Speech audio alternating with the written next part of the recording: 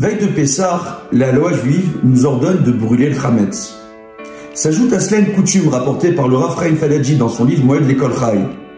Il s'agit de brûler le loulav, et uniquement le loulav parmi les 4 sortes utilisées à Sukkot, avec le Chametz.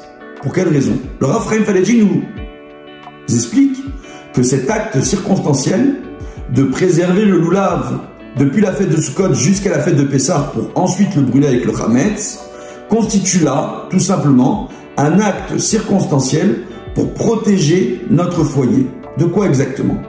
Le Chametz à Pessah représente, parmi les mauvais comportements que l'homme peut avoir, l'orgueil. Parfois, l'orgueil, utilisé à tort, peut nous mener à de mauvaises pensées et à de mauvais actes. Tout simplement, cet orgueil nous est très souvent insufflé par l'ange du mal, le mauvais penchant, le Yetzer Hara. Durant Pessah, justement, le Chametz, le préposé à ce fameux Chametz, c'est le même Yetzer Hara, le même mauvais ange, qui porte pour nous à cette occasion le nom de Zilka, Zain Yud Lamed Kaf Aleph. Valeur numérique de Zilka, 68. Valeur numérique de Loulav, 68.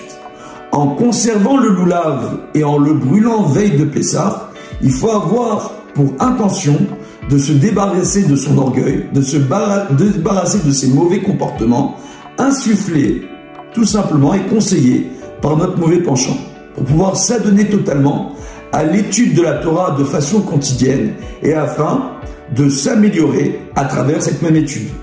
Bezrat Hashem, qu'on ait ce mérite cette année, avec l'aide de Dieu.